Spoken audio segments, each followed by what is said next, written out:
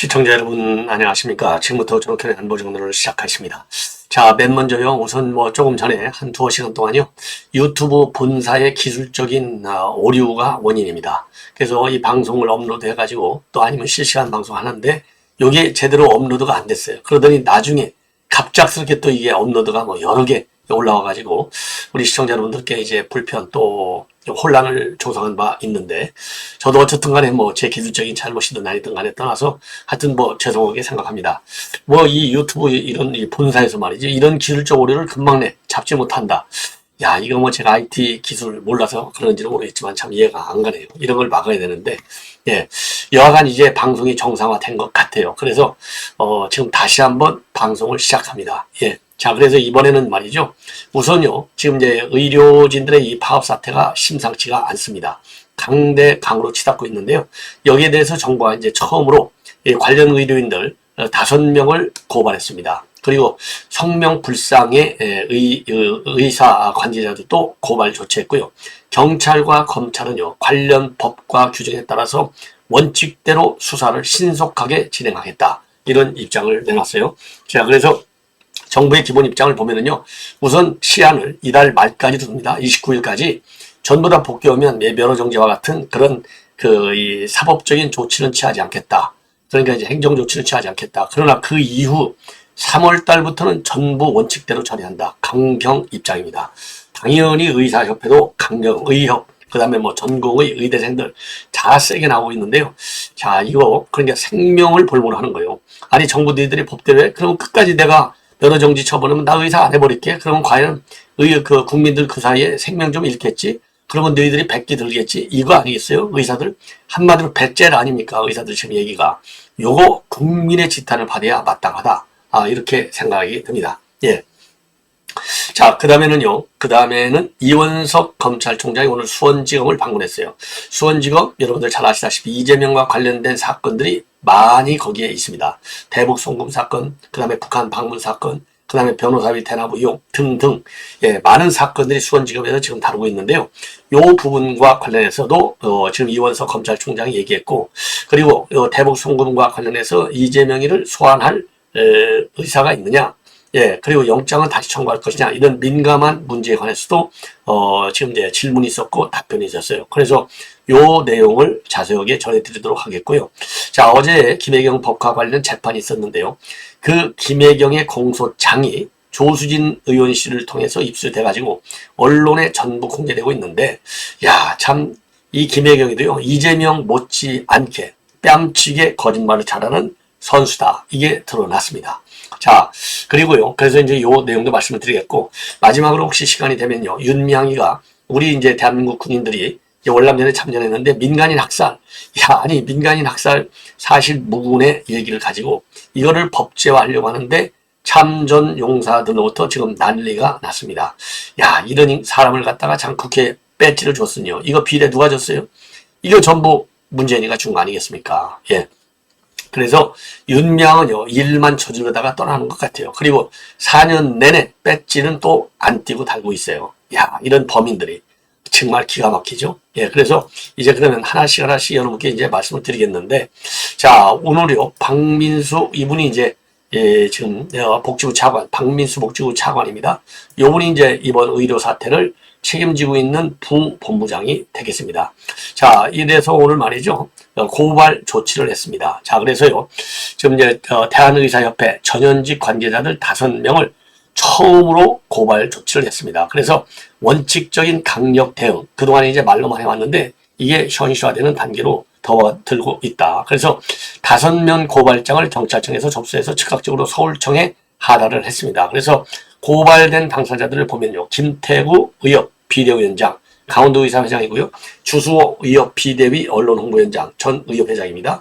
박명하 비대위 조직강화위원장, 서울시 의사 회장이고요. 임현택 대한소아청소년과 의사 회장, 노한규 전 의협 회장입니다. 자, 그리고요, 온라인에서 사직사죄를 부추기는 글을 올린 이런 사람들도 전부 고발 조치가 됐습니다. 자, 이분들은요, 성명불상자로 해서 고발 조치가 됐어요. 그리고 이 전현직 의협 간부들, 이분들은 의료법 59조하고 88조, 위반이다. 그래서 업무 개시 명령 위반, 형법에 따른 업무 방해 행위, 그 다음에 교사 및 방조 행위가 되겠습니다. 즉 전공의들의 사직을 지지하고 지원해서 집단 행동을 교사 방조했다. 그리고 전공의 수련병원 업무를 방해한 점도 불법이다.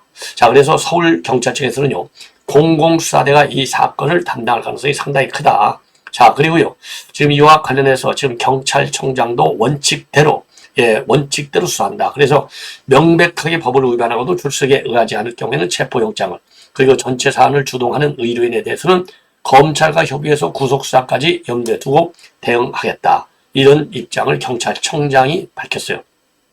자, 그래서 이제 통상적인 수사 절차 하면 이제 통상적으로 이제 고발인 조사를 하고, 그 다음에 피고발인 조사를 하게 되는데, 피고발인에게 조사를 하기 전에 출석 요구서를 보내고, 출석 요구서는 통상 3차례 보내지만은요, 뭐 횟수는 좀 자율적이라고 합니다. 그래서 출석 요구서를 한 차례만 보내진 않겠지만 신속하고 강력하게 수사한다는 원칙에 따라서 진행할 것이다. 그러니까 3번까지 다 안 할 수도 있다는 얘기가 되겠죠. 그리고 이유 없이 출석에 응하지 않을 경우 당연히 그럴 가능성이 많겠죠. 체포영장을 발부할 예정이라고 합니다. 자, 그리고 그래서 지금 이제 이게 지금 강공으로 지금 나가고 있어요. 자, 그리고 29일을요, 사직한 전공의의 복귀 시한으로 제시하고 있고, 협상이 타개되지 않을 경우에는 3월 1일부터는 전공의에 대해서도 고발할 것을 지금 예고하고 있어요. 자, 그래서 3월부터 복귀하지 않은 전공의에 대해서는요, 면허정지 처분을 내리고 사법 절차를 진행하겠다. 이런 입장을 내놨습니다.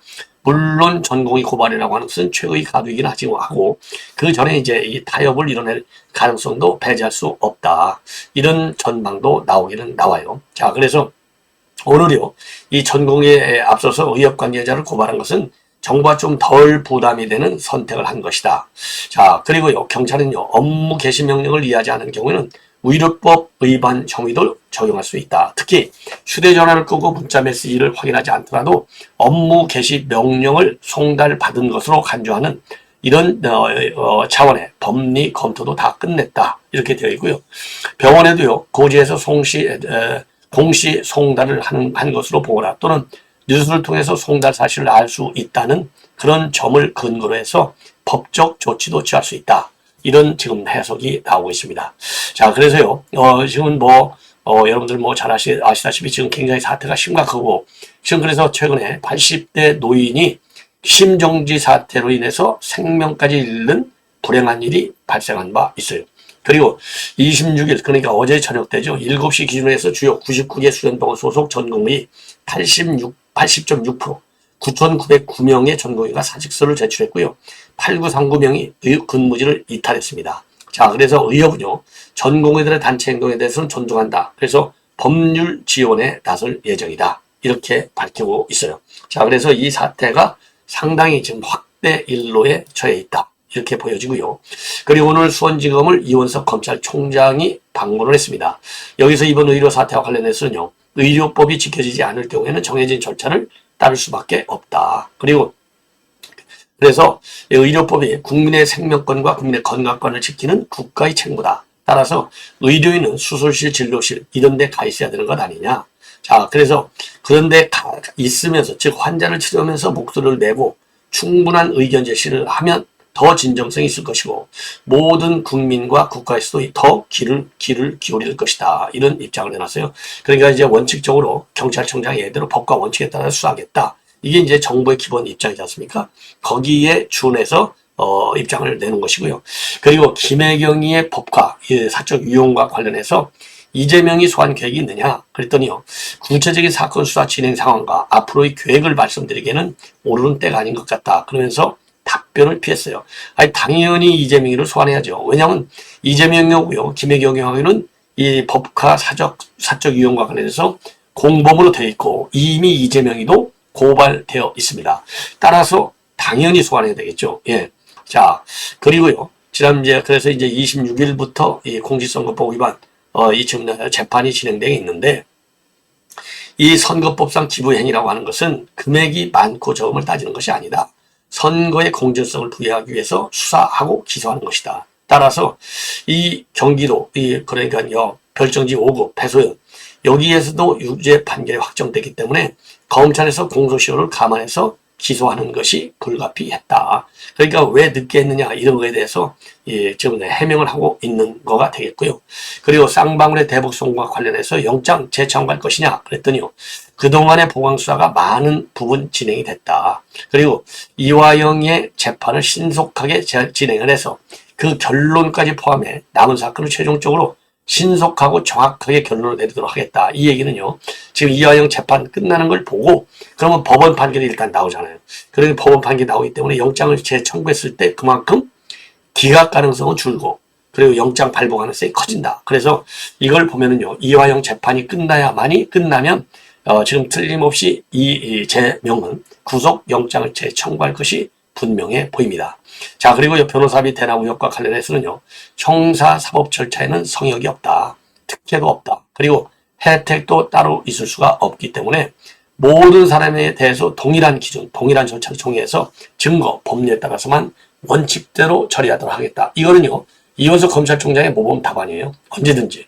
자, 그리고 최근에 법무부하고 이원석 검찰총장하고 서울중앙지검장 교체를 두고 갈등을 빚었다.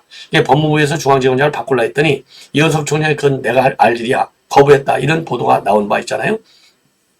거기에 관해서는요. 법무부 장관이 인사는 없어. 딱 이렇게 분명하게 얘기를 했기 때문에 거기에 따라서 맡겨진 책무와 소명을 다할 뿐이고 인사와 관련해서는 더 드릴 말씀이 없다. 이 얘기는요. 사실 그러한 이 보도 내용이 사실임을 간접적으로 로키로 인정하는 것이 아닌가라고 생각이 듭니다. 자, 그래서 지금 이제 이원석 검찰총장이 오늘 수원지검 박모씨 발언과 관련해서 중요한 것은요. 우선 쌍방울 대북송과 사건과 관련해서는 이 재판이 다 끝나면 구속영장을 재청구할 것이다 라고 하는 얘기가 그 결론이 나올 수 있고 그 다음에 법카와 관련해서 별도의 이재명의 소환도 가능하다. 이렇게 판단이 되는 매우 중요한 두 발언이라고 저는 판단을 합니다. 자, 그래서요. 그래서 요 내용 수원지검장 오늘 이제 수원지검을 만나가지고 지금까지 얘기한 내용들이 전부 수원지검에서 지금 수사하고 있는 사항이 아니겠습니까? 그러다 보니까 자연스럽게 질문. 이 왼쪽이 수원지검장의 신봉수 수원지검장. 자, 이 정도로 해서 이제 말씀을 드리도록 하겠고, 이번에는요, 이 김혜경이가 이제 26일 어제 이제 재판을 받았는데, 이게 재판 받으러 가는 그 상황, 얼굴이 되겠습니다. 자, 그래서 요거는요, 조수진 의원실에서 공소장을 입수했습니다. 아주 조수진 의원이 이제, 이거 법사위원이니까 아주 잘 입수한 것 같고, 요 공소장을 보면은요, 지금까지 언론에 보도돼서 전화, 또 여러분들께서 일반 언론 매체를 통해서 지득하고 있는, 이 김혜경의 법카 의혹, 사적 유용 의혹, 이것은 전부 사실인 것으로 드러났습니다. 자, 그 공소장을 보면 분명해요. 그래서 이게 분명하게 김혜경이가 지시를 했어요. 그 국회의원 부인들을 갖다가 3명을 초대해 지시를 했습니다. 지시하니까 김혜경이는 이제 경기도 공무원들하고 이거를 일정을 만드는 것이고, 그리고 뭐까지 또 이 김혜경이가 친절하게 지시했느냐? 법인카드로, 경기도 법인카드로 결제를 하라. 여기까지 지시했어요. 그러니까 일정을 만들어라. 식사하는 오찬 일정을 만들어라. 그리고 대금은 법인카드로, 경기도 법인카드로 결제하라. 요 두 가지를 똑부러지게 지시했다. 그러니까 공직선거법 위반 행위가 되는 것이죠. 자, 그래서 이런 내용이 공소장에 자세히 나와 있고, 이와 관련해서 이 김혜경은 무슨 소리냐? 나는 그렇게 지시한 적이 없다. 그리고 김혜경은 성남시장 선거도 해보고, 그리고 이제 경기도지사도 해보고, 대선도 해봤는데, 이렇게 잘 안다. 공직선거법이 밥사주는 게 큰 죄가 된다는 걸. 그러니 무슨 그게 말이나 되는 일이냐? 절대로. 그리고 각자가 돈을 내는 걸로 이해하고 있었다. 각자 카드로 이해하고 있었다. 그리고 또 보좌관이 법카로 돈을 냈다는 것 자체도 몰랐다. 완전히 면피작전을 쓰고 있는 거죠. 전부 거짓말을 하고 있는 거예요. 그래서 그런 내용들이요. 지금 이 검찰의 공소장에 전부 나와 있고, 요때 일시는 언제냐? 이게 이제 2021년도 이러한 지시는요. 2021년도 8월에 지시, 7월부터 지금 이제 지시를 했어요. 7월에 지시해가지고 이거를 갖다가 쫙 이제 배소연 씨가 이제 연락을 해갖고 일시 장소 이런 걸 일정을 다 주선을 했습니다. 자, 그리고 그래서 그래가지고 이제 이 오찬이 이루어졌는데, 오찬이 이루어진 일시는 2021년도 8월 2일 서울 시내 중식당에서 열렸어요. 자, 그래서 이 김혜경하고 국회의원 부인 3명, 총 4명이 1인당 26,000원짜리 식사를 했어요. 자, 그리고 이제 이 김혜경이를 수행하기 위해서 경기도청 공무원 3명도 식사를 했죠. 수행하고 왔으니까. 자, 이 3명은 합계가 26,000원입니다. 예. 자, 이렇게 이걸 밥을 먹었는데, 부인들에게는요, 부인들한테, 이재명이가 이제 대선, 후보로 출마한다. 그리고 경기도, 지사, 당시 이제, 그 대선 후보로 나오니까 좀 지지를 해달라. 당연하겠죠. 예. 이런 얘기를 한 거예요. 부탁을 한 거죠. 그러니까. 그러려고 이제 밥상 거 아니겠어요? 이게 이제 8월 2일인데, 이재명이가 경기도지사직을 사임한 것은 대선에 나오려고 10월 25일 날 공식 퇴임을 하는 겁니다. 자, 그래서요, 이 김 씨를 제외하고 경기도 법인카드로 나머지 6명의 식비인 10만 4천 원을 결제했는데, 이게 선거법 위반, 즉 기부행위 금지 위반이라는 것이 검찰의 공소장에 나와 있습니다. 자, 그래서 이 공소장에 분명하게요, 김 씨는 배 씨와 공모해서 대선 후보자가 되고자 하는 이재명의 배우자로서 선거 구민에게 기부행위를 할 수 없음에도 기부행위를 했다. 이렇게 딱 분명하게 밝혀져 나와 있어요. 자, 그리고 이제 이게 2명이 지금 여기에 개입되어 있는 걸로 되어 있는데요.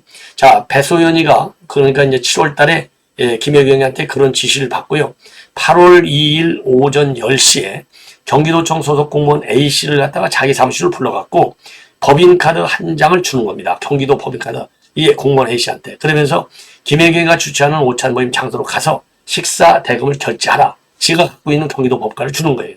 그 다음에 그리고 이 김혜경 식비는 김혜경 본인의 식비. 이거는요, 다른 경기도청 소속 공무원 B씨가 가지고 있는 카드로 결제해요. 그 나머지 참선할 식비는 경기도 법인카드로 결제하라. 이렇게 똑부러지게 지시했어요. 예. 자, 그러니까 이제 지시한 대로 이 행사가 이루어졌던 겁니다. 자, 그러니까 이건 뭐 똑부러지게 법카로 대신 집행하기 떨어지잖아요. 근데 이제 26일에 내렸던 김씨 변호인은 여기에서 무죄를 주장한 바 있습니다. 자, 김혜경은 성남시장, 경기도지사, 대통령 후보 경력을 가진 이재명 배우자로 수차례 선거 경험을 했다. 타인과 함께 식사할 경우 대접하지도 않는다는 확고한 원칙을 갖고 있기 때문에 대통령 선거 경선 및 본선 기간 수많은 식사에서 대신 밥값을 내주거나 받은 적도 없다. 그리고 김씨 본인 식대는 선거카드로 결제했고 수행원도 각자 식대를 지불하는 것은 너무나 당연한 것이었다. 회계팀도 일일이 확인하고 점검을 했다. 당시의 김혜경은 다른 동수자들도 각자 계산했을 거라고 생각했다. 경기도 법인카드로 동석자 3명의 식대를 결제한 사실을 김씨는 전혀 알지 못했다. 이게 말이나 됩니까? 아니, 같이 밥 먹었는데, 나올 때 나오면서 결제를 했는지 안 했는지 다 아는데, 각자 계산했을 것이라고 생각했다. 이거 완전히 거짓말 하는 것이죠. 참 기가 막힌 일이 아닌가, 이런 생각이 들고요.